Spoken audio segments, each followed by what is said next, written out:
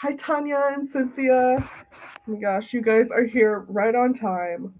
I am so excited to write some more drabbles today. The prompts for today are awesome, and like the vibes I get from them are so different.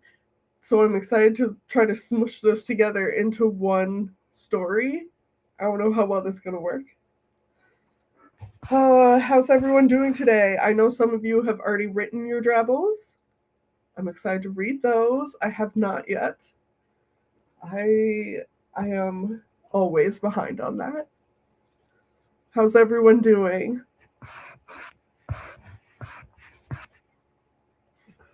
Oh, Nina's here. Hi, Nina.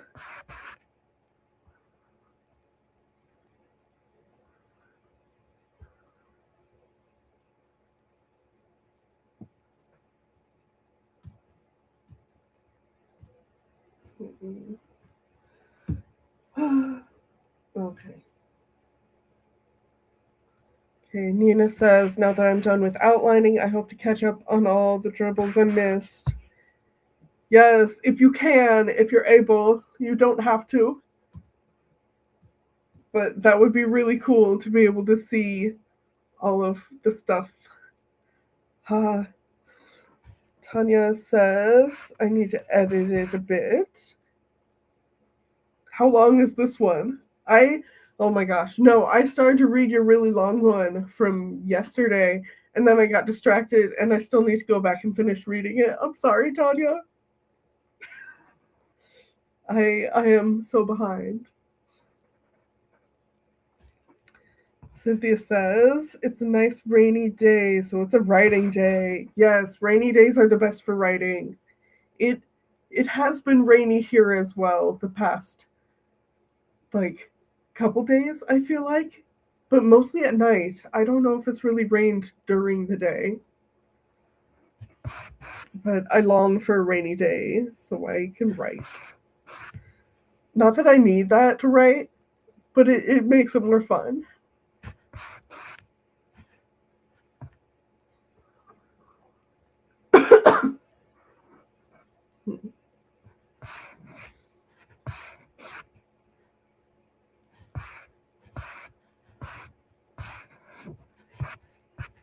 What did you guys think of today's prompts? I I have a lot of like thoughts and feelings about the different prompts, and I'm very excited about these. There's so much potential in them, and I really want to smush them together and turn it into I don't know what yet. Oh, Tanya says this one's actually pretty short. Oh, really? Now I'm even more curious. Yours have been like it feels like they're exponentially getting longer. Maybe it's just because that one is really long.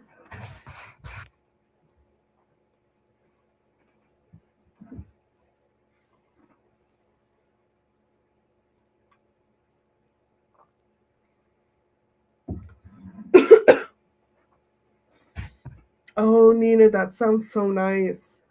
Nina says, I'm soon going to rearrange my room a bit so I will have my writing space in front of the window.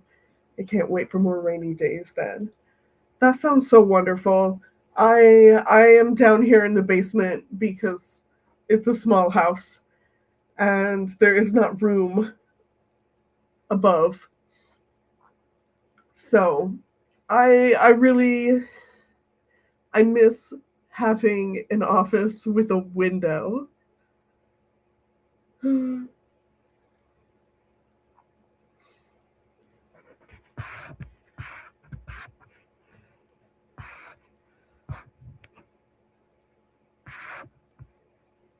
Okay, Cynthia says, I had so much fun with these prompts. I try not to look ahead and just see what I think of when I first read them in the morning.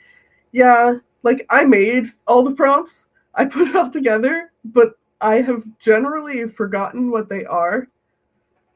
So I really try to do that too and not think about them before getting to them. Generally, like, oh my gosh, an unexpected guest immediately makes me think of The Hobbit because the first chapter is the unexpected party or an unexpected party. Anyway, and then like a dusty wine cellar makes me think of that Edgar Allan Poe story. Um, I was struggling to think of the full name. It's the cask of Amontillado.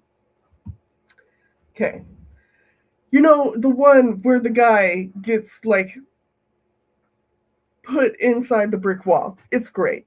Um, so like those are the two ideas that immediately come to mind with these prompts.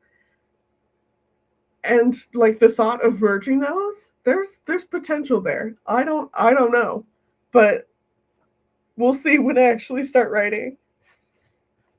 Angel Faye Writer says hi Angel, and Tanya says I really struggled with the prompts for the longest time. I had no idea who this guest was supposed to be. Yeah, that can be really hard. Like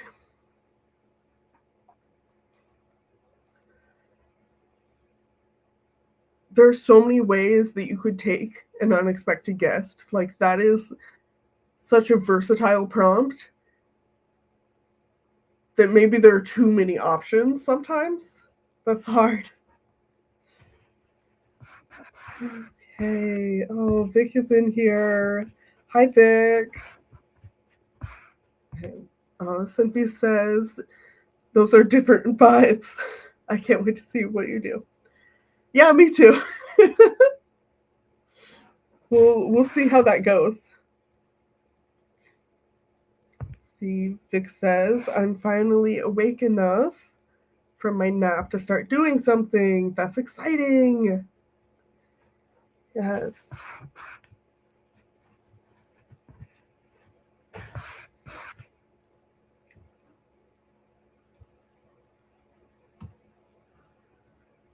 Okay, let's see.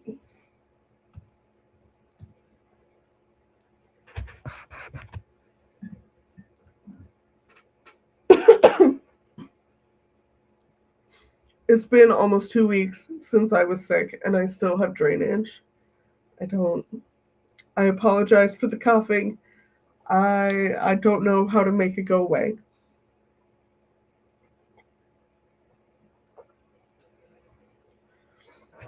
Angel says I'm trying to work on one of my 8 projects. That is so real.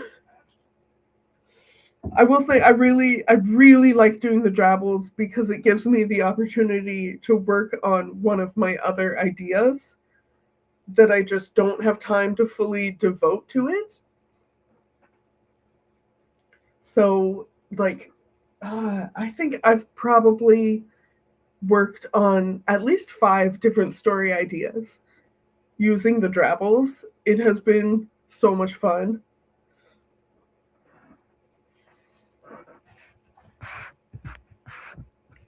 But yeah, 8 projects. Like how do you pick which one to fully devote your time to at once? As much as I would like to be able to work on that many projects at once, I know it's not realistic. My brain like cannot focus on so many things at once. So if you can, that's amazing.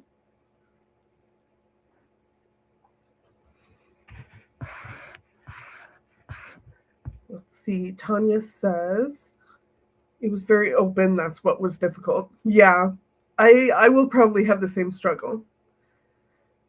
It's like retired lady night is haunted by her past. That sounds amazing. What the hell, Tanya? Oh my gosh. That's so cool.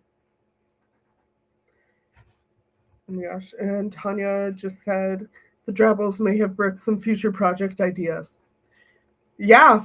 Yeah, they do that. They certainly do that. I don't think there have been any that like stand out to me as you need to write this, but we're only halfway through the month. So maybe maybe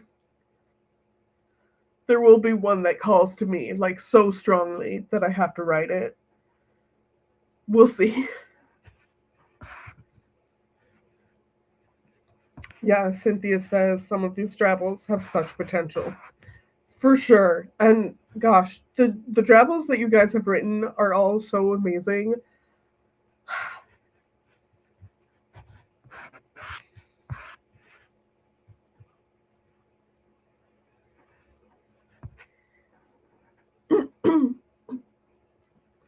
And Tanya says it's so fun and helpful to have these drabbles slash flash fiction pieces to experiment and try out different things, genres, etc.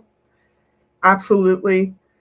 Like that is the most fun I am having. Like I wrote a little cozy mystery thing, and like I love cozy mystery, but I don't generally write cozy.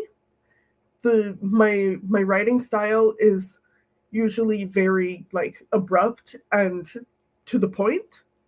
So writing a whole cozy book, I don't know if I have that in me.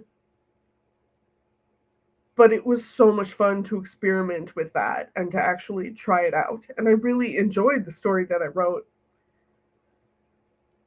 But a full cozy mystery, I don't know if I could do that.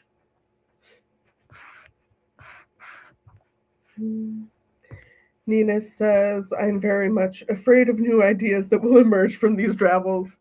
Yeah, that is so real. Infinity time would be nice.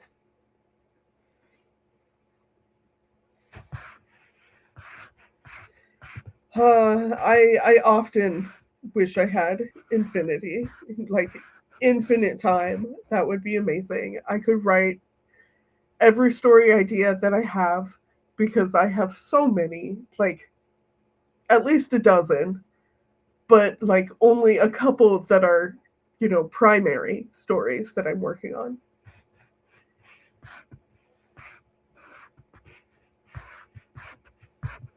All right, and Angel said that they have everything organized in their Notion app, and every day you pick a different one. That is fascinating. That sounds like ADHD brain way to work about things.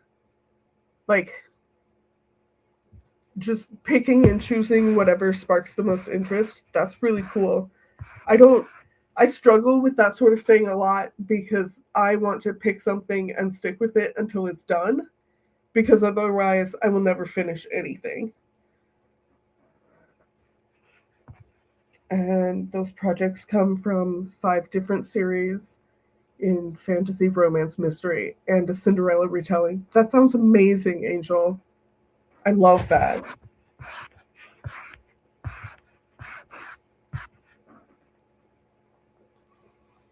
I love fairy tale retelling so much, and Cinderella is such a good one for that. It works in so many different, like there's so many different ways you can manipulate stuff and make it work. Cinderella's great for that. Oh, Tanya says you can always do it Miley's way and only drabble within your whip. Um, I could. You're right. I could. I I don't know. I like the drabbles. I like doing the drabbles different, like in different stories, because if it is a complete thing, then it's like, okay, I did this, I finished it, and now I'm done and can move on to whatever else I need to work on. So it being short actually makes it not difficult to switch between ideas. Because I just like, uh, I really need to finish things. I struggle so much with like I have so many ideas and it is not sustainable. uh, but I am also having the issue now where the stories I really want to be working on are not, they're not the ones that call to me most. So that's a different struggle. But Tanya says, no, that was to Nina because she's afraid of new ideas. Ah, yes, that makes sense.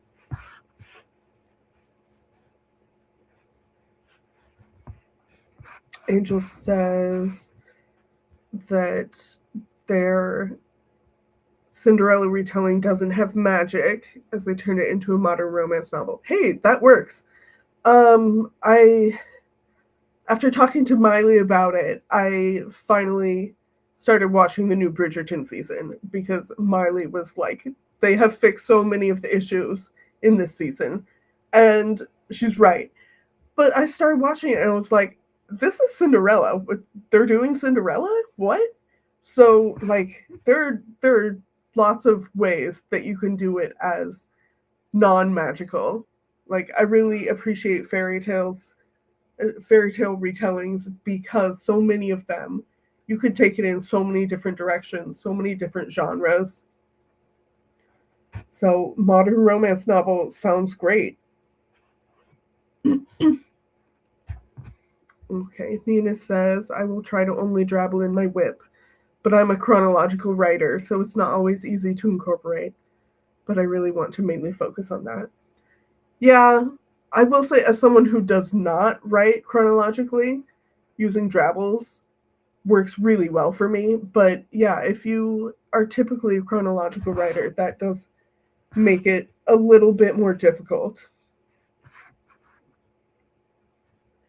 Gosh, Nina says, I too have so many ideas and it's not sustainable. You get me. You get me.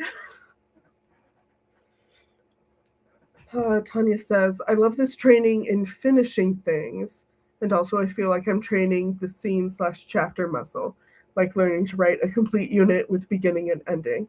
Absolutely.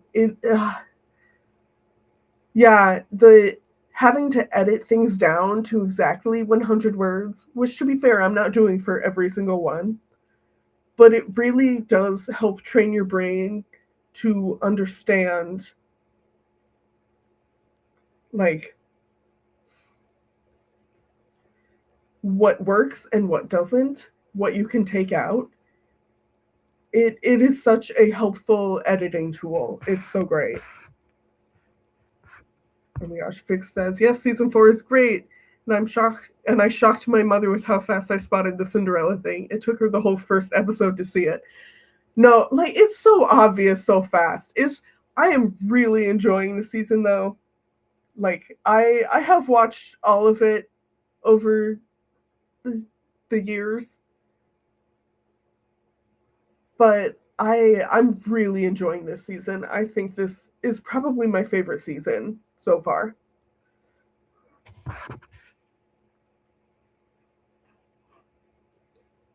Angel says most of the Cinderella movies I saw had magic or got turned into in sci-fi like Cinder. Yeah, that definitely happens a lot.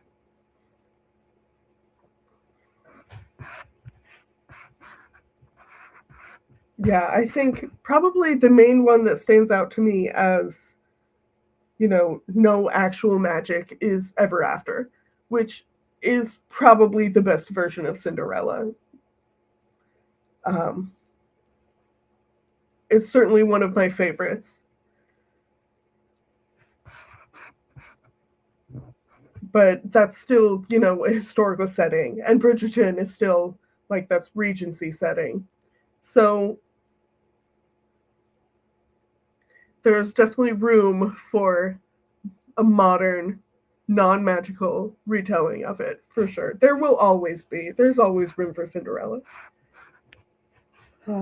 Nina says, I do have a few ideas for some of the drabbles I missed that will take place in other projects I have, which we have established are too many.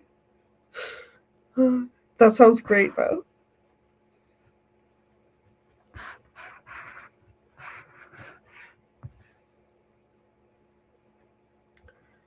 See, Angel says, I can post my Notion app on Discord to show you how it looks. That would be so cool.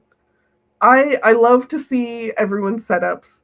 for their Notion, for their Scrivener, for all of that type of stuff. It's so cool. I love to see the way that people tweak things to make it work for them. It's great.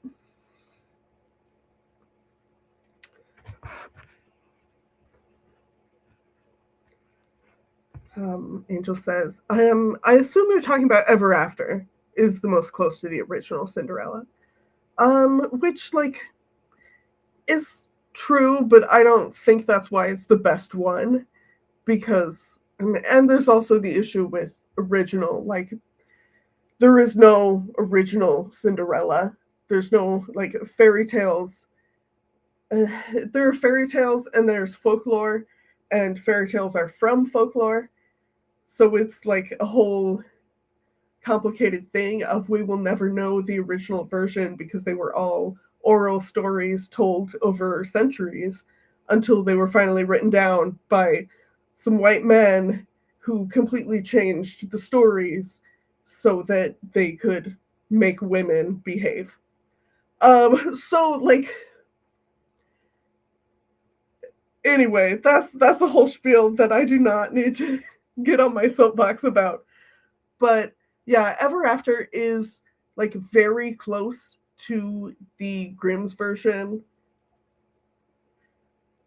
but it also gives the Cinderella character agency in a way that the Grimm's version does not. And I think that is a lot of why it works. And yeah, anyway, I love Ever After. That is for sure one of the best versions. Enchanted is probably, Ella Enchanted is probably my other favorite. And that's, I just love the premise of that one. It's so much fun. Anyway, it is 12:23. You guys ready to do a sprint? I need to figure out what the heck I'm writing for today's drabble. Let's put that on the screen. A musty wine cellar and an unexpected guest. I talked a little bit earlier about the different vibes I get from those two prompts, but genuinely, I have no idea how I'm going to fit these together.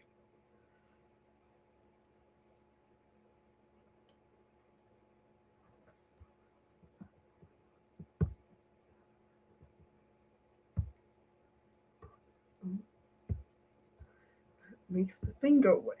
Don't do that.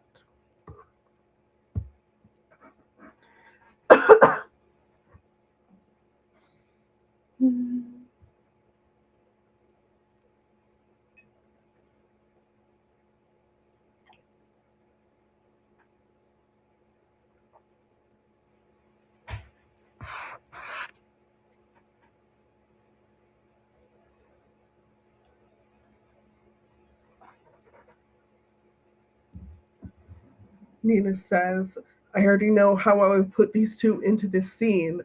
That's exciting. I love that. Well, Vic, you can participate. Vic says, oh dear, I have a perfect idea for those two if only I was participating. You can participate just one day. If this is the only day you want to do it, go for it. Like, you're not committing to every single day just by participating in one. No pressure whatsoever. Just write a short story one day, and that's it. That's fine. Oh my gosh, Tanya says, this is always fun seeing how you start with no idea and then poof, there you go. The amount of times that I have started my brainstorming and like immediately come up with something is kind of crazy, honestly. I don't even know. Let's see. Vic says, reminds me of my birthday, which we celebrated in this very old wine cellar, and the entire time I was expecting my crush to show up. That's adorable. that in and of itself is such a cute story idea. Turn your life into a story. It's fun. Fix says, I'm currently drawing. Well, that's okay too. Draw for the prompt. That's such a neat idea. I did not think of that before. Oh my gosh. Okay, I think I am ready to get the sprint started. So I will see you guys in 30 minutes. Good luck.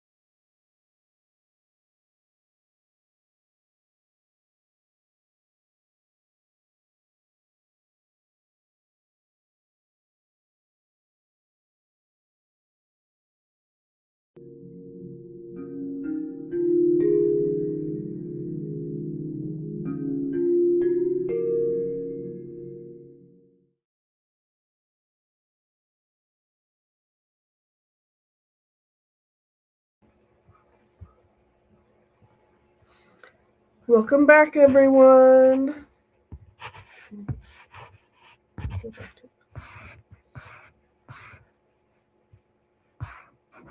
Let's see. Leia came in, and KJ, which for some reason my brain is having difficulty parsing that. KJ says, I'll be here working on grad school work. That's awesome. Welcome, everyone. Oh, Vic said, you're the 10th person telling me to turn my experiences with this crush into a story. I'm sorry. No, I'm just in story mode right now. So that's immediately where my brain went. Yes, Angel, I saw that. I will take a look at it soon. I'm excited to see what your Notion setup is. How did the sprint go for everyone?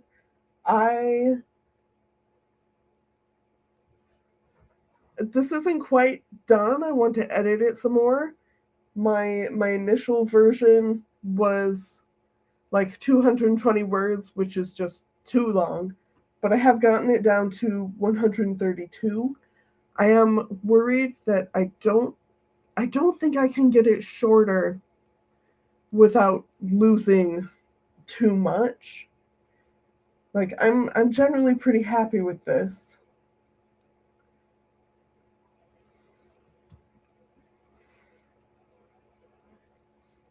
But this is in the same story idea as whatever day that was. Let me scroll up. Day 9, 2 weeks notice, sweaty lower back. So this is in that same story world with the same characters. So this story idea is like my Lara Croft is your dark academia professor, basically. So she is a professor who the establishment doesn't really like because she's a woman, and also there's like archaeology and shit. So this is one of those where it's like, this is a story, and this is just a tiny little glimpse of a part of that. Okay, let's see. Oh, Mateo just popped in. Hi, Mateo. I think everybody seems to be doing pretty well. Let's see. Where was I? Tanya got dinner done and is now eating. That's awesome. Cynthia says, I tried to start a short story and then wrote some story notes for the other short stories in the collection. That's awesome, though. That's still great work. Okay, Vic says, no, I'm laughing about it because every writer recognizes the story potential in this. It's true! There's so much potential. Okay, Nina says, I finished incorporating today's drabble. Is it good? Unsure, but that's okay. That's fine. They don't all have to be good. There's so much variation in the quality of my drabbles. Some of them I'm so happy with, and some of them I'm just like, this is fine. And then there's the one that was day 6 that I still absolutely hate. It's bad. Leia is waiting for Stu to cook. That's exciting. Oh, and she says, I did incorporate a drabble into my draft today. That's awesome. Oh, Vic watched my Scrivener video and battled with drawing armor. That sounds about right. That's tough. Okay. Tanya says, wait, that's interesting. What are you talking about? I don't know. But I am happy to read what I wrote. This is like I do want to edit it a tiny bit more, but I'm probably not going to lose more than like 10 words maybe. So okay. Let me have a drink first.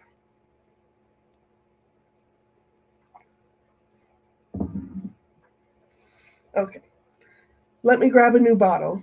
Dr. Hargrave isn't difficult to get along with, even if he represents the establishment that abhors your very existence. As a woman, your position at the university is tenuous, and Hargrave is well aware of that. He hired you, after all. You smile and nod, and then you're alone, until the doorbell chimes. The maid scurries to the front door. A moment later, you hear voices, just loud enough to recognize. When Dr. Hargrave returns from the cellar, 2 dusty bottles of red under his arm, Ashcroft has made himself comfortable, disturbingly close despite your unchecked disdain. Dr. Hargrave moves closer to shake his hand, beaming. You're late. He knew Ashcroft would come because he invited him. He knew and never told you. It's a setup. So, yep, there we go. Oh, Tanya says the Lara Croft concept. Yeah, no, I just had this idea where like I love dark academia, but it's always from the student's perspective, and like I want to see it from the professor's perspective, from like a professor who is not ingrained in the establishment, who doesn't wind up being the bad guy because so much of dark academia that is the direction it goes.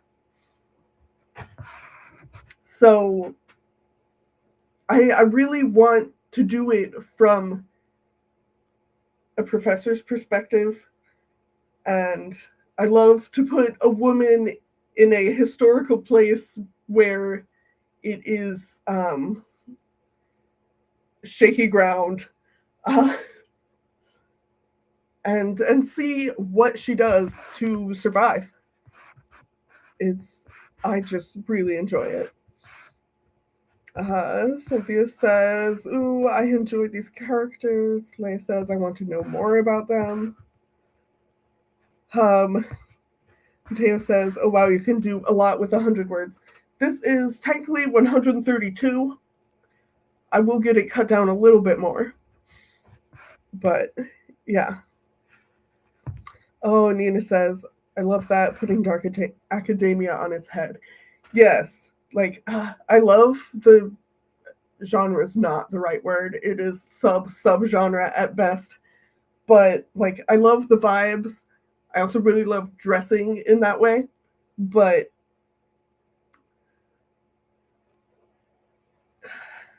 I just think there's more potential there.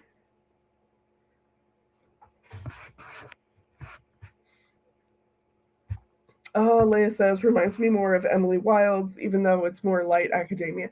Yes, I have noticed that light academia tends to be more willing to be from the professor's perspective. So, yeah, I don't know. I find that really interesting. I need to like read more of the books to try to figure out why that is. I'm very curious though. Okay, the literary clips came in. Hi, I hope I'm not late. No, we've done one sprint. We're definitely going to do some more. I need to edit this a little more.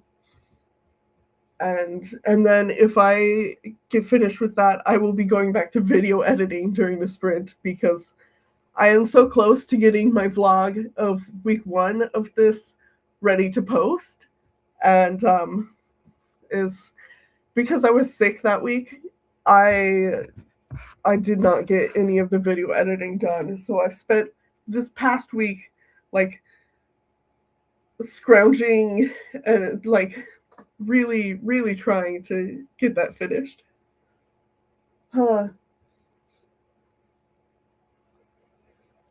But yeah, no, I've written 2 drabbles in with this story idea now, and uh it's really making me want to write it, and I don't need that.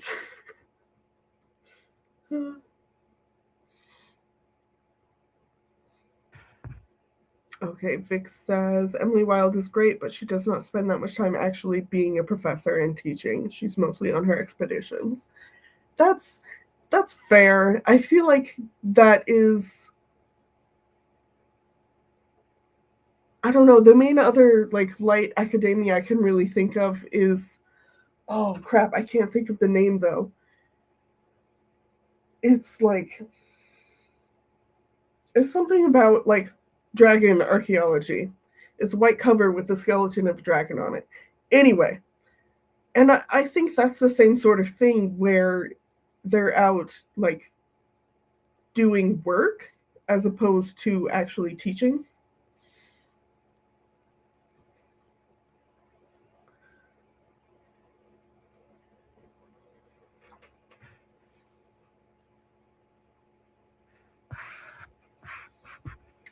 The literary clip says, need to hit 1K still, and I was hoping to write with y'all. Yeah, we're definitely going to be doing more writing.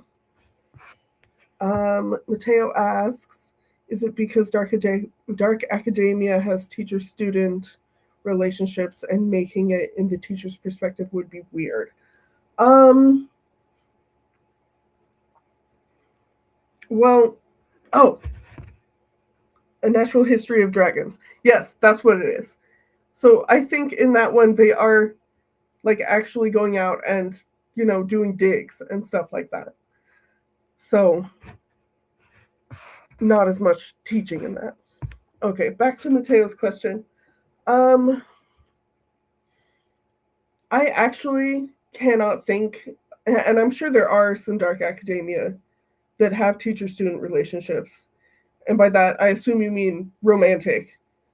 Um I can't really think of any though. Most of them are like it's the students versus the college type of thing. And often a professor turns out to be the bad guy.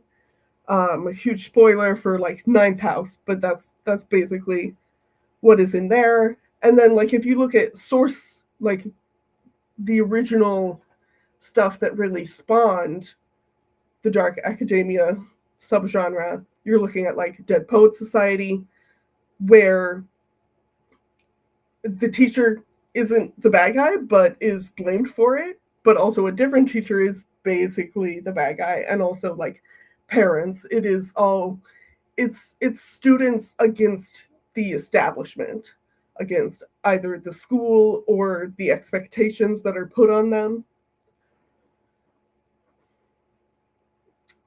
I will say some other ones like oh, what did I just read last year? Um, Don't Let the Forest In. That's one where, yes, like one of the teachers is absolutely a jerk, but not like the antagonist of the story. So that's one where the antagonist isn't actually a human. So ish. It's complicated and so many spoilers there. Um, but very often the antagonist is like the university, the college, the high school, whatever. So it's not really about like the teachers being bad, but I don't know. I don't know where I'm going with this. Um I think just making it be the teacher's perspective requires a teacher to be fighting that establishment type of thing. If that makes sense.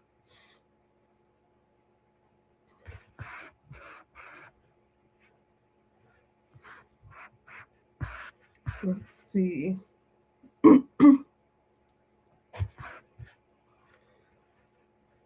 Okay, Vic says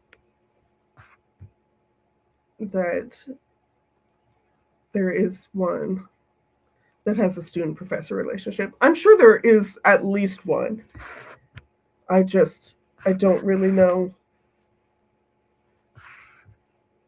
I need to read more of them. Oh, Nina says, I have a dark academia mystery that I hope to return to someday. That sounds amazing. Ah, I love dark academia.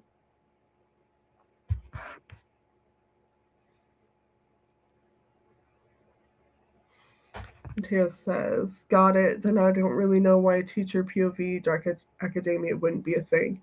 There probably are a few. I really do think it's just that the antagonist is usually like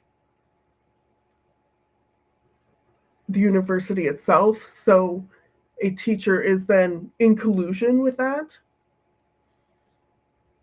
just by being a teacher there, which is honestly like not really understanding what it is to be a college professor.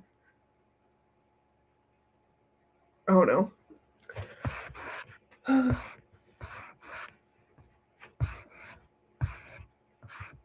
I just really think we need to expand on what these different genres can do. Like, genre bending is my goal in most things. Um, if you slap literary in front of a genre, then I'm far more interested in it.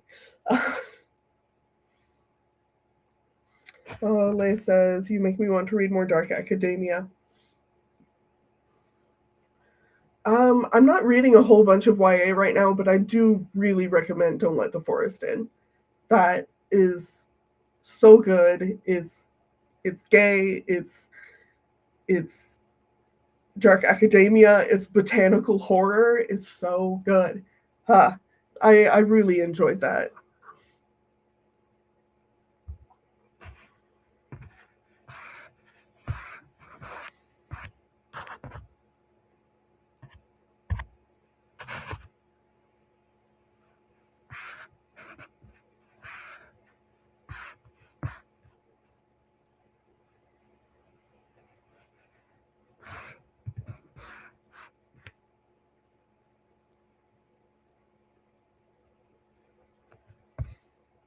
Oh, that's a good point, Mateo. Just having to research the life of a teacher would make that a lot more difficult. If you've been to college, you don't really have to research that. And like if you look at Ninth House, that's set at Yale, which Lee Bardugo went there. So like so much of the secret society stuff is based on her own experiences and things that are real there. Like you can even do like a walking tour of the campus and look at all the different places that everything is based on. And so much of the stuff is it's based on like real Yale lore. So I thought that was really fascinating. Oh, Nina says it's secret society, sapphic, and trying to survive a school where murder is not forbidden. Ooh, that sounds really fun though. I mean, basic is fine. There's nothing wrong with that. Huh. That sounds so cool. Oh, like it says botanical horror. Yes, yes. I freaking love botanical horror. No, I read that, and then I read Hazelthorn, which is the same author, C.G. Drews, and then I was also reading like a series of short stories that are botanical folk tales from the UK. And so like that was my December was just like let's read all this botanical horror and like folk tales. Uh, oh yeah, Nina says that she has Hazelthorn on her TBR too.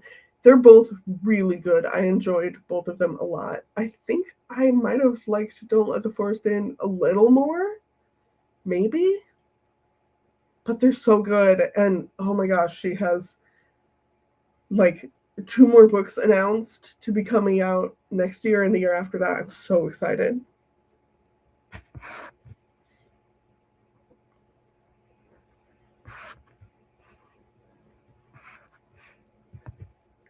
Vic says also most professors. Oh, I can't talk. Most professors love yapping and spilling secrets. Uh, I mean, I don't. You're not wrong. You're absolutely not wrong. But like, now that you say that, I'm thinking about like Dark Academia, but the main character is based off of my art professor, my painting professor, who's like the like sweetest guy you could possibly meet, and like such a talker. Oh my gosh, that would be funny. That would be so challenging to make that type of person the main character in a Dark Academia. I'm gonna think about that. Probably too much. Oh, Tanya says, I read and liked Babel. I'm not sure if that is Dark Academia. I do think that's generally considered Dark Academia. I have not read it yet. I have it on my TBR. I have a hold on the audiobook through Libby, and I know that's one that I am going to absolutely love because I love linguistics. I love languages. I love Dark Academia. Like, I am so excited to read that one.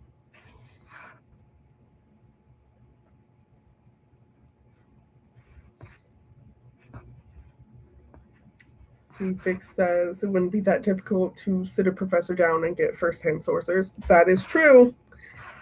That is very true. Like, that would be so fun. Mateo asks, yeah, botanical as in plant. Yes. Yeah, I've heard like botanical horror is probably the term I like the most for that, but I've also heard like eco horror. To me, that's like a broader term than botanical, but yeah. Mateo says that just gave me a story idea. Eccentric art teacher turns out to be a murderer. That could be fun. That could be fun.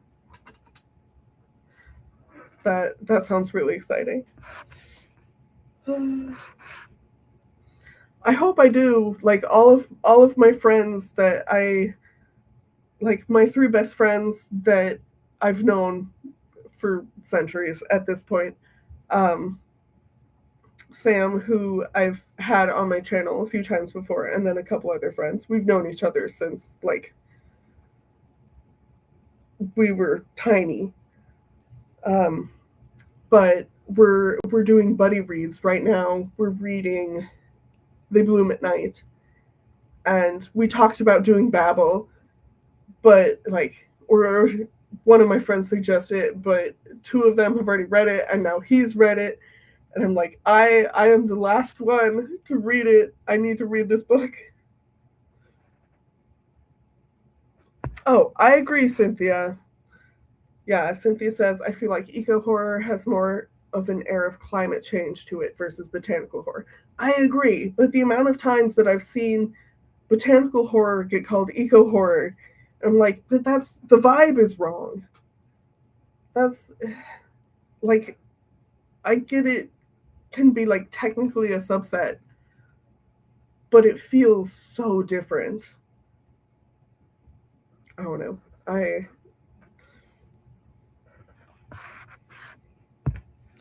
Mateo said, oh, thank you, Cynthia. I love this mug so much. It's, it's so cute. Okay. Mateo says, for some reason, when I hear botanical horror, I imagine the singing Venus flytrap, but violent. I mean, that feels right. That definitely feels right.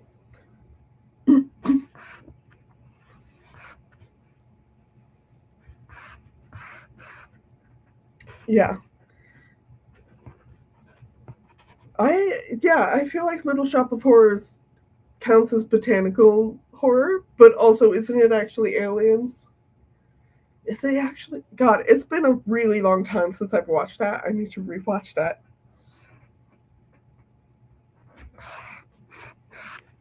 Okay, and Vic says, I've read Babel and liked it, but not loved it.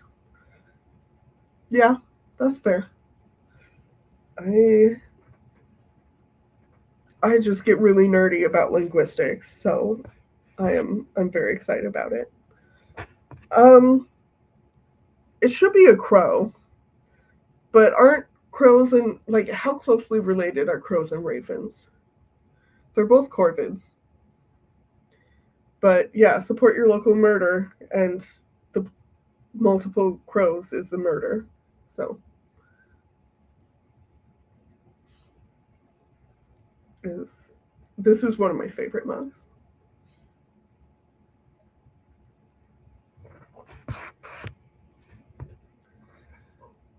Okay, are you guys ready to do another sprint? I want to see if I can get this cleaned up a little bit more.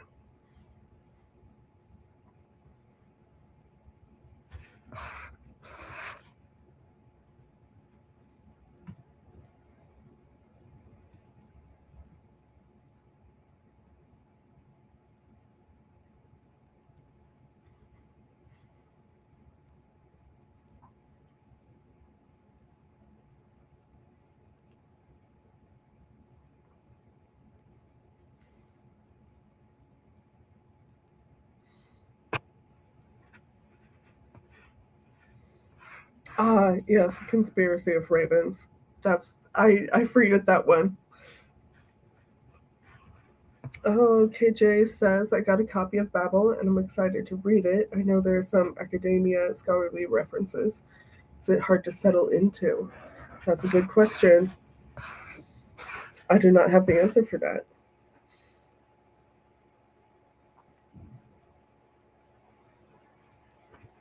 I imagine somebody in the comments will, though.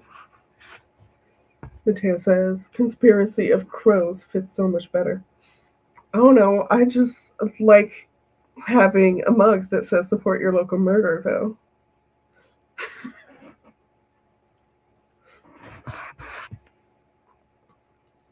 My needs are small.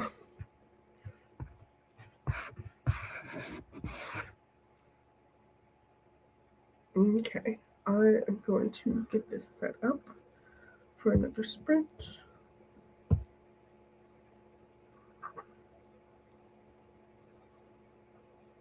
Oh, good, the thing popped up.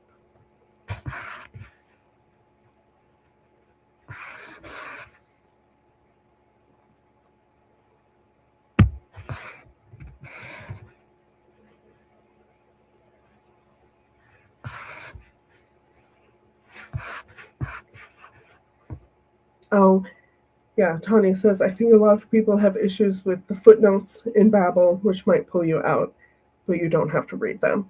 I love books with footnotes. Jonathan Strange and Mr. Norrell is one of my absolute favorite books, and there are a bajillion footnotes in that. It's just like books with footnotes make me feel like a giant nerd wrote this book, and I love that. That is my ideal nerds writing books about things they're nerdy about.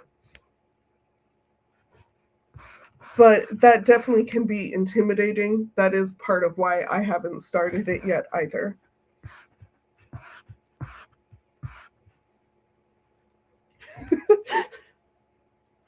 That got Leia excited. Yeah, no, that was Jonathan Strange and Mr. Norrell's one that I started reading like in college, and then I was in college and I did not have the brain capacity to devote to it.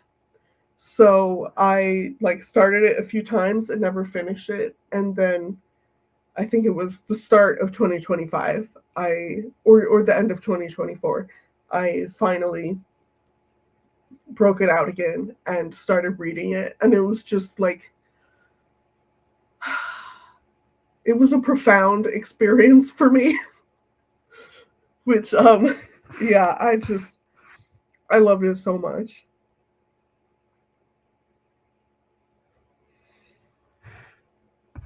KJ says, I would say I'm pretty comfortable with the academic setting. I think I just got spooked from reviews. That's fair. I I think I have had too many people that I'm close to who I really like their taste in books recommend it, that I'm intimidated mostly by the size, and I know it's something that will require a lot of like paying attention to it. So that mostly just requires me to be in the right mood for it. That's what's intimidating to me. But yeah. Oh, I did watch the TV show. I like I know there are some inaccuracies, but I really, really enjoyed the Jonathan Strange and Mr. Norrell show.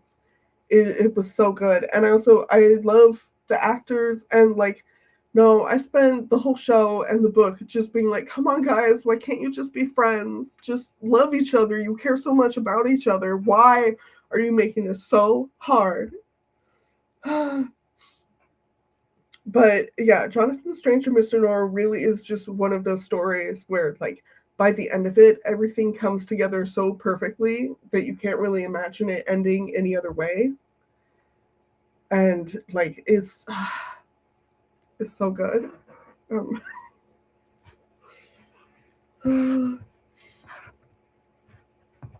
Yes, the costumes in it were amazing. Yes. Regency and Faye, it was so good. Okay, Vic says, to be fair, we are in an anti-intellectual time, so people complaining they cannot keep up should not be taken that seriously. 100%, you are so right. Like, if that's the complaint that people have, I immediately write off the review. Like, I love an intellectual book. I love a nerdy book. Just like let's just sit and talk about our hyperfixations. I would love that. Oh, Miley's here. Hi, I love you. I am glad you were able to pop in, even if it's for a short while. I hope you get your break soon.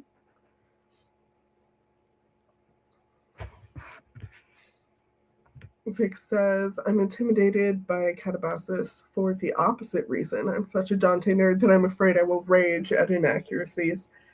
Oh, that's really hard. And I think for that type of reason, I do generally like to read stories about things I'm not super familiar with. Because, yeah, the inaccuracies, it's hard. But if somebody is, you know, as nerdy about it as you are, then it winds up being a really good experience. And it's the what if situation of, maybe it is really accurate because they care as much as I do, and you don't know until you actually read it.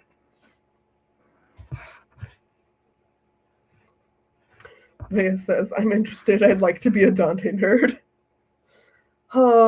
Yeah, at some point I need to go back and actually finish the whole thing.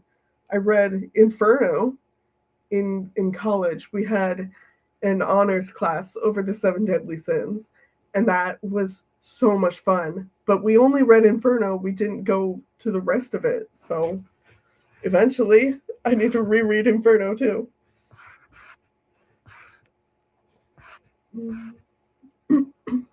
KJ says Catabasis is next on my list.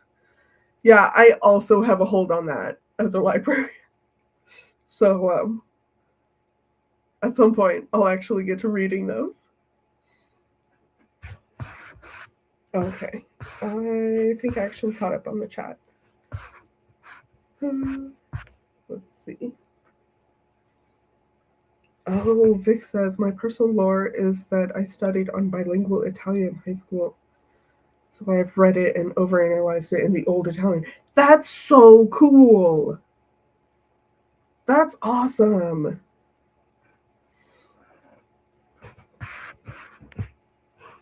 Mateo says, there's other books in the Dante series other than Inferno. Yeah, it starts in Inferno and then it goes to the Purgatory and then to crap, what's the name of the last one? Oh my gosh. Anyway, it's all the Divine Comedy. And so they're the different parts.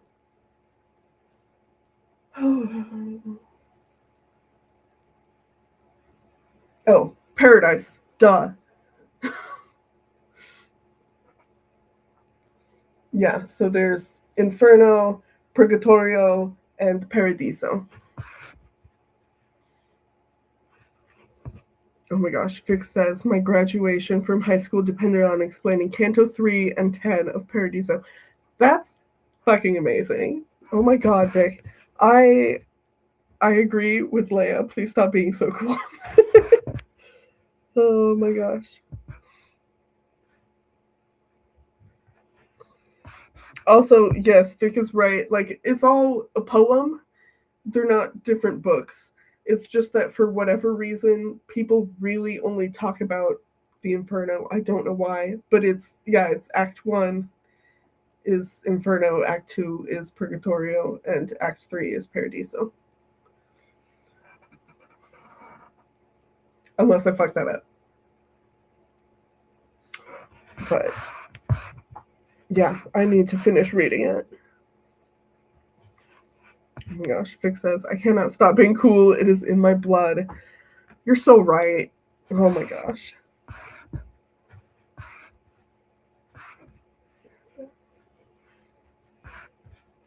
Okay, and back here, Leia said, I tried to listen to the Divine Comedy, but I don't vibe with the audiobook. I feel like audiobooks of older works like that are so hit and miss.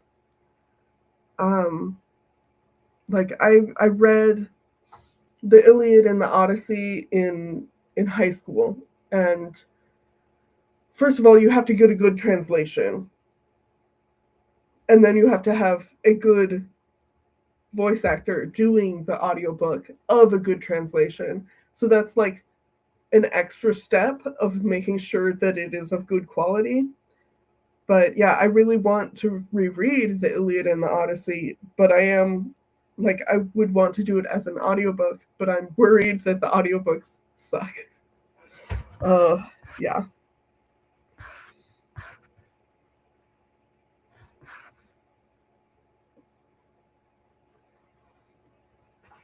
Oh, Vic says, the Divine Comedy has 100 chapters because that is the divine unity and God, so each part has 33 chapters. But Inferno, which has 34 because of Lucifer. That makes sense. I don't think I knew that. And yeah, 33. Yep.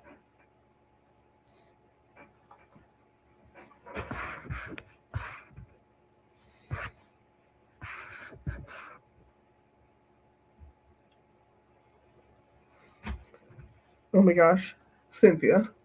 My favorite Easter egg in old audiobooks is when they forget to remove end of disc 1 or start of disc 2 for the digital version. It's so funny. Oh my gosh, yeah. What was it that I listened to where it did that? I don't know, but it was really funny. It's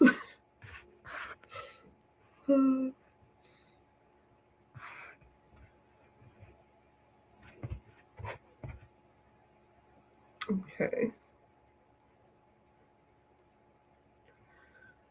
And yeah, older audiobooks are quite hit or miss. It is unfortunately true.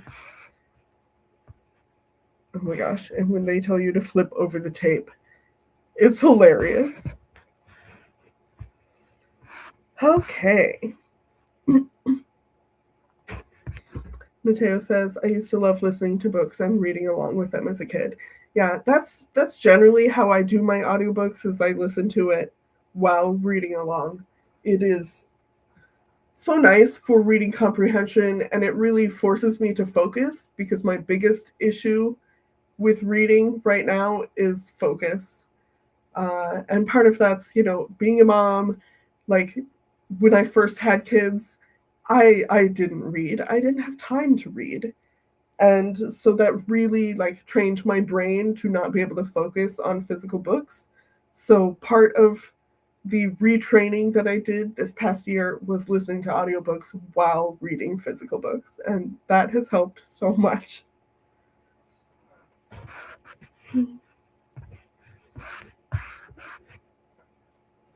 Because logically, my kids are definitely old enough that like, it used to be when I was growing up, I always had a book with me everywhere I went. But then when you have young children, toddlers, who get into literally everything, you can't just have a book lying around. It will get slobbered on, it will get knocked over, it will get lost down the staircase. It is gone. It will not stay where you put it. But my kids are absolutely old enough that that's not an issue anymore. So I don't really have an excuse not to carry a book around with me everywhere. Yeah, Cynthia says the retraining after a time of not reading is so real. Mm-hmm. Yeah, it got to the point where like I barely read 10 books in a year, and like I think 2023 is when I started like legitimately reading again, but I was mostly doing audiobooks. And I did around 30 last year. I more than doubled the amount. And yeah, this year, as long as I read at least 50 books, I will be happy. That's my goal for, actually staying on top of reading things that I love. But it also means like those 10 years there where I wasn't reading much. Uh, I'm very behind on books that were published in that time period.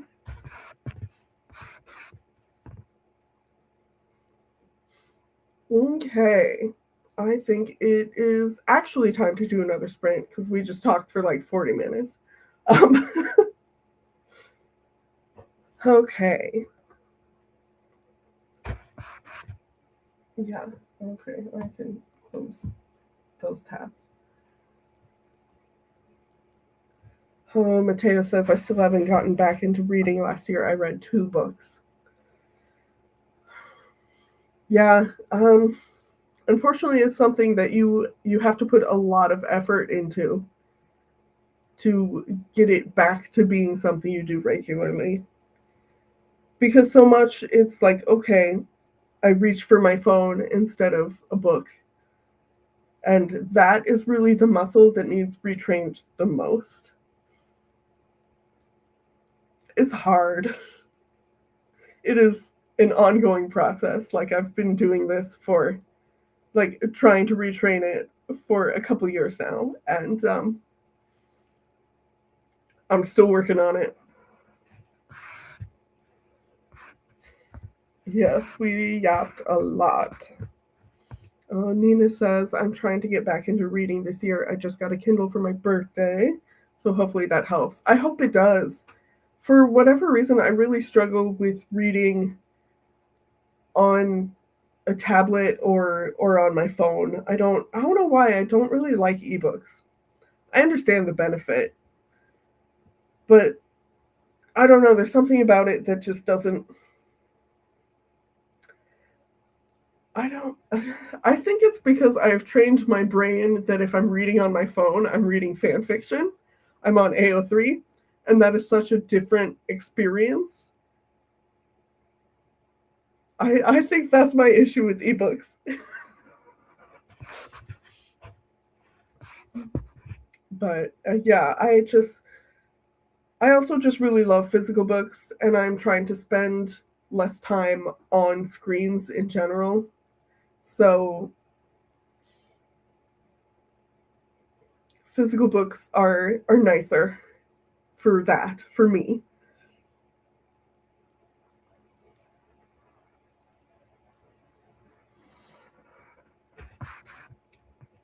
Nina says, I'm also not an ebook person, but I want to be. That's totally fair. Like the benefits are huge, absolutely. I'm just like I'm not an ebook person and I don't want to be. But yeah, again, just me. That's a me problem.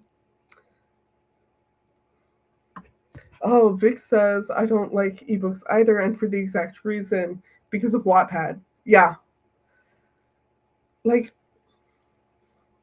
reading fan fiction absolutely counts as reading. So like I know I read way more than my Goodreads or my Storygraph or whatever say that I did in the years where I wasn't reading a lot of books, but it's just such a different experience that it doesn't feel the same.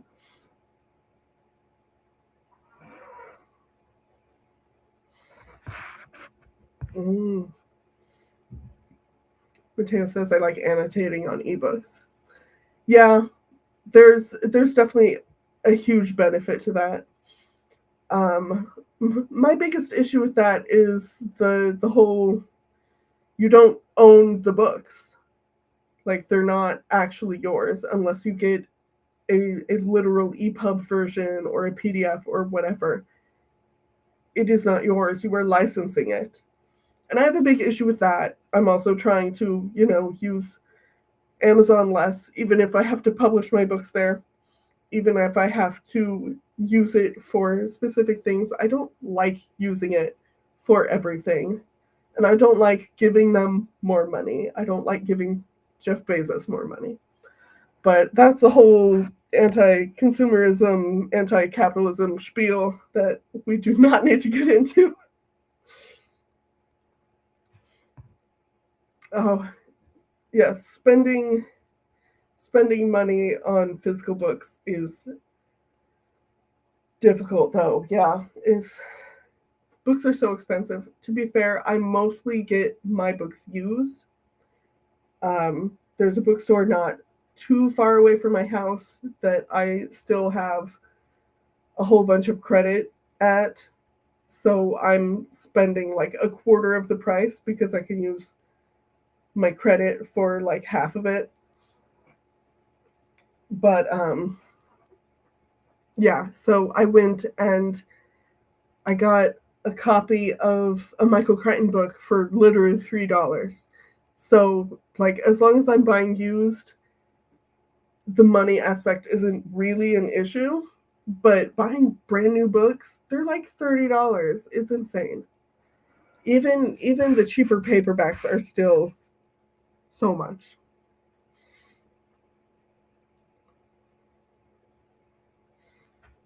Vic says I didn't read fan fiction probably ever, but I was publishing my book on Wattpad in the first iteration of it and read a lot of original books on there. Yeah, Wattpad. Oh, Wattpad definitely has a lot of, or had. I don't know what the situation on it is anymore, but it is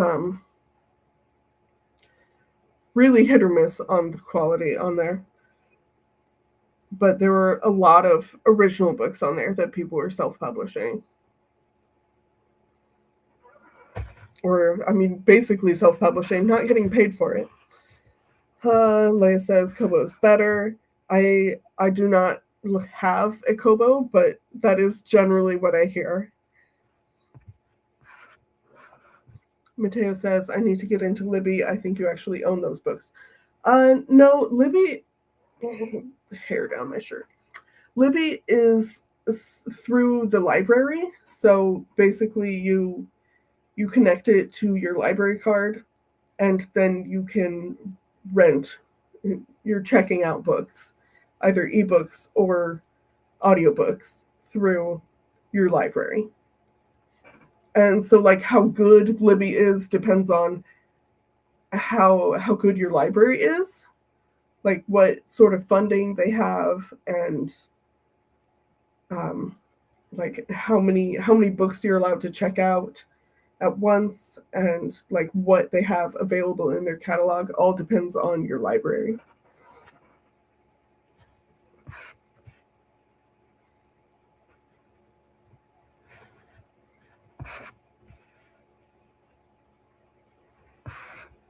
Vic says, so now everything digital my brain sees as draft one and not fully publication ready story, even if it is. Yeah, that makes sense because, like, oh, however many years ago, there was a Netflix movie called The Kissing Booth. It's a YA romance, which I watched and generally enjoyed. It was, just a cheesy YA rom com, basically. But then my friend read the book version because it was originally published on Wattpad, and it was just like, oh, the quality is really, really bad. Even the republished version that theoretically should have been cleaned up was not really. So, like, that's a genuine concern.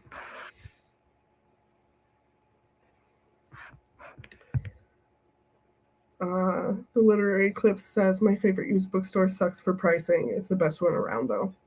Yeah, that is tough because there really is so much. It really depends on what places you have around. So the one that's near my house is probably the best used bookstore, but the owner is not great, but also it has the best prices and the best quality.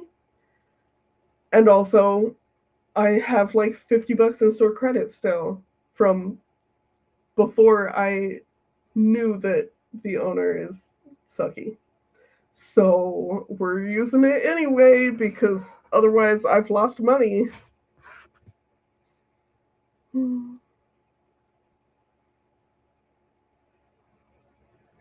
Yeah, Cynthia says the only sad thing about Kobo is when an indie author only publishes through Amazon. But I understand why they make that choice, so I don't blame them. Same. Like I cannot I would never only publish through Amazon. That goes against my principles. But I absolutely understand why people do. I understand financially why that's the choice that they make. That is the only sucky thing about Kobo and other like ebook services is that so many of them the KDP only Kindle Limited only people you just can't read them.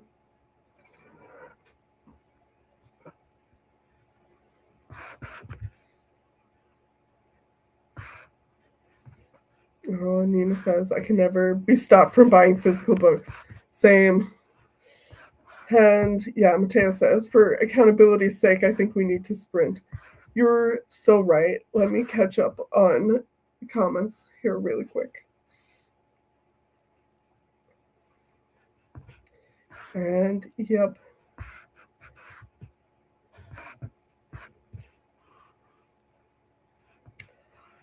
Vic says, my country does not have used bookstores nor very good libraries. Oh, that's awful. I'm so sorry.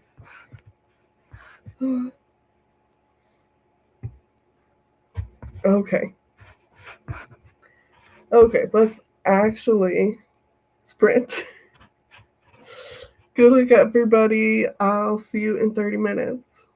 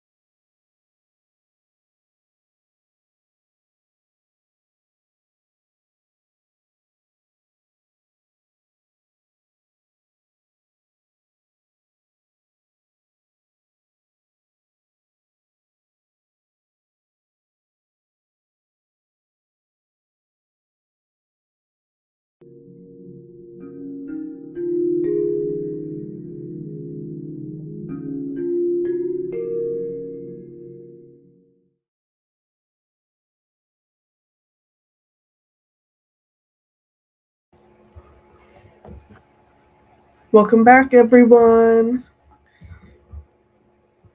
Let's switch this back to just my face. Okay, it looks like Cynthia had to head out.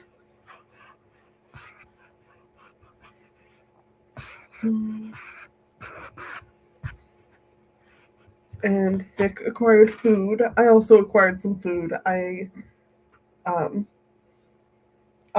edited my thing one more time, which I only cut one more word, but that's fine. It's fine. And then I went, it's almost 2. I need to feed the cats lunch. So I fed them, used the bathroom, grabbed a snack, ate the snack, and started doing some video editing. I am 8.5 minutes in, and I've cut out like another minute of stuff from this video, so that's good progress. Mateo says, that one. Got distracted, but I did make some progress in my writing. Hey, any progress is good progress.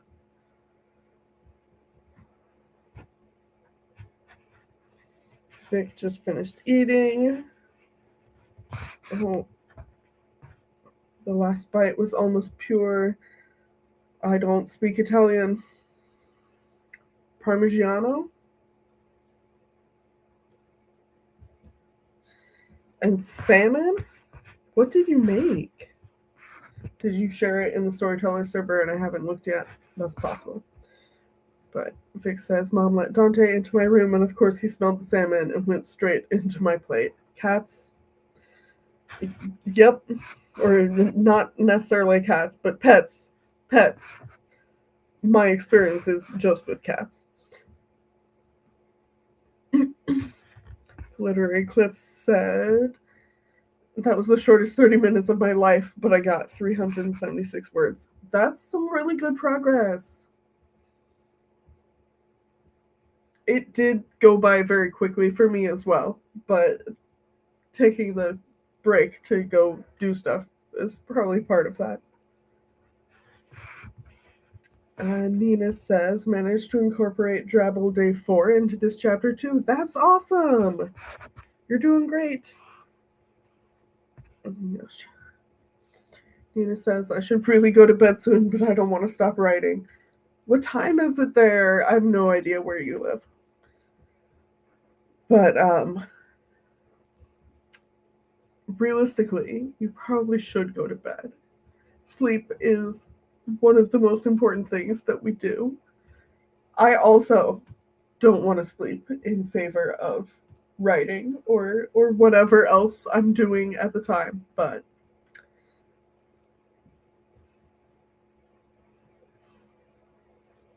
you gotta sleep. Oh gosh, and Nina says, I already wrote 1,024 words this stream. That's amazing. You were probably writing while we were talking. Or you got in a whole bunch of writing during that first sprint, which is, either way, that's amazing.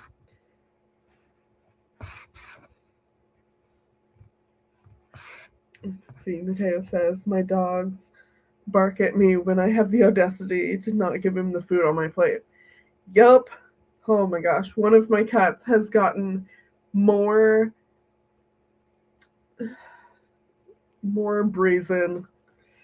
And like, if he really wants your food, he is up there in your lap and like legitimately trying to steal it from you. And he did not used to do that.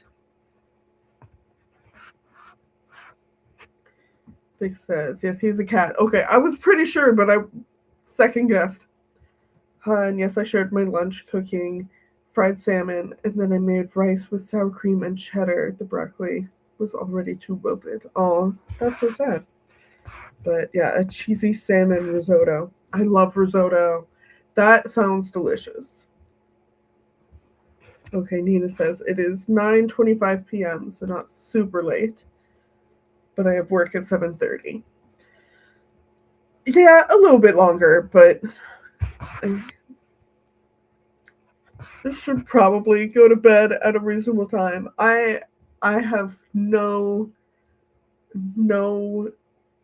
way, like, I'm so bad at staying up super late. Like, I take my kids to school in the morning, and that means getting up at 6:30.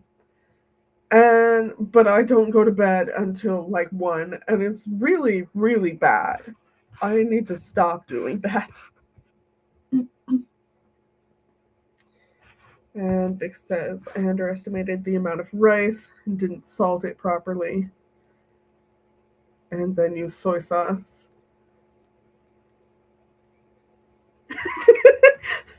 I assume it's Parmesan. Just read it the English way. I just don't know how to spell it the English way. That's fine. I mean, to be fair, most of the Parmesan that we buy has the Italian spelling on it. Nina says, I'm also confused how I wrote this many words in 2 sprints. This chapter's just really fun. It's the first chapter and set at the funeral where our friend group reunites after 7 years apart. Ooh, that's fascinating. That sounds really fun. I love those types of, like, the tension and the, like, you're learning how all of these characters are connected and what they all mean to each other, and having that be your introduction to all of the characters. That's so much fun. I love that. Liz stew was very good. I love that. Okay. You guys are all in the same time zone. Okay, that simplifies it a lot. Because I generally remember, like, no, that makes sense. Yeah. I'm not sure why I didn't put that together before. Huh. Nina says, I was sick this past week, so my sleep schedule is messed up. Oh, every time I get sick, which is regularly at this point, partially because when you have kids in school, and yeah, especially in the US, I don't know about other places. I'm sure, schools are just like a breeding ground for bacteria and infections and stuff. So, yeah, I get sick like once a month, probably. Vic says, you just reminded me summer semester starts tomorrow. What? How are your semesters set up? That's confusing. Lunar Eclipse says, I'm going to grab something to eat, so I'll be right back. I don't know how much longer we'll stay together. That really depends on how much chatting we do.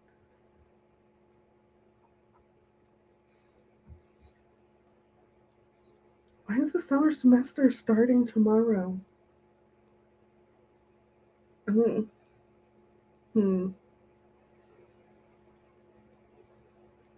I'm just trying to wrap my brain around that. Sorry.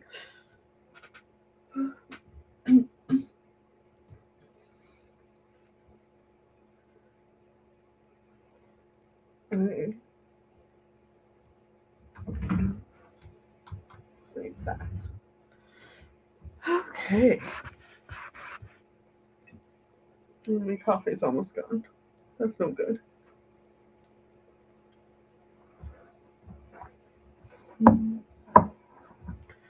Well, we have had a very nice, productive stream. I'm so happy you guys have done so much great writing. Oh, yes, Vic, with the answers. Our semesters are winter is September to December, then winter break, and summer semester is February to May. Oh, okay. Okay. So that's just a terminology difference. In the US we call that the spring semester, which is generally from like January to May. Okay, that makes sense. I don't think I've heard it called that before.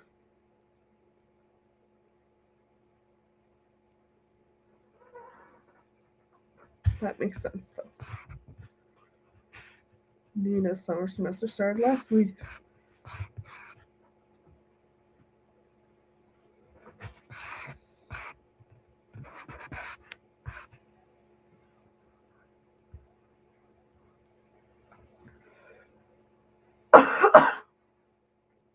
Oh, right. I have water.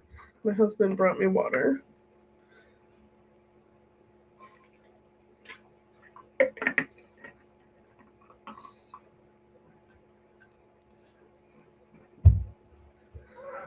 Okay. Well, it is 2:30 here, which means we've been going for 2.5 hours, which is crazy. We talked a lot. Uh, so I think I'm gonna call it here. I need to get in as much video editing as I can. So I should really hunker down and focus on that.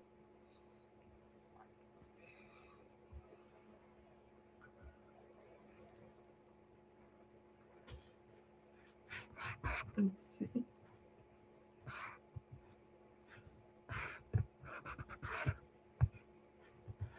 Okay, Vic says half my classmates do not have one class graded. When we had to submit our final paper for before Christmas, this professor's a joke.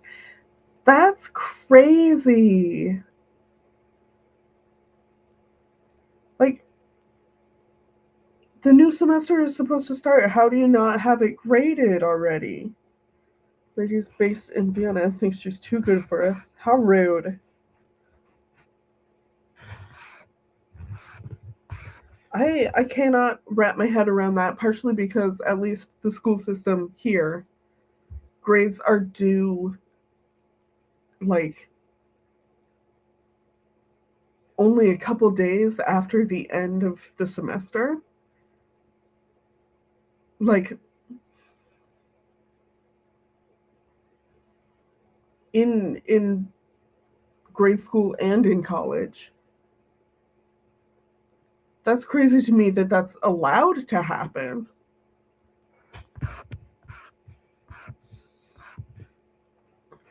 Oh my gosh. Rotary Clips got manicotti. I love manicotti. I need to make some. Okay. But yeah, I am going to end this now. Thank you everyone for coming. What do you mean they're due today at midnight, right before the new semester? I can't. This is crazy. Okay. We don't really have an exam season. We have like finals week in college. And it's the last week. And then I think they typically just have like the following Monday is when all the grades are due. That's insane that it's that long of a period.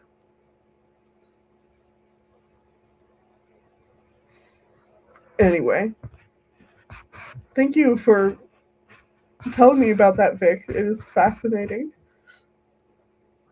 And thank you everyone for coming to the stream. This was such a fun stream today. I really enjoyed chatting with all of you and doing sprints and getting to hear about all of your projects and everything. My next stream is on Thursday at 10 a.m. my time, whatever time it's scheduled already. So, whatever time that is for you, it's on YouTube. And Tanya will be joining me. So, I am very excited for that. We got to do a stream the first week, but I was recovering from being sick. So, this one will probably be a lot better and a lot more fun now that I am not like half dead.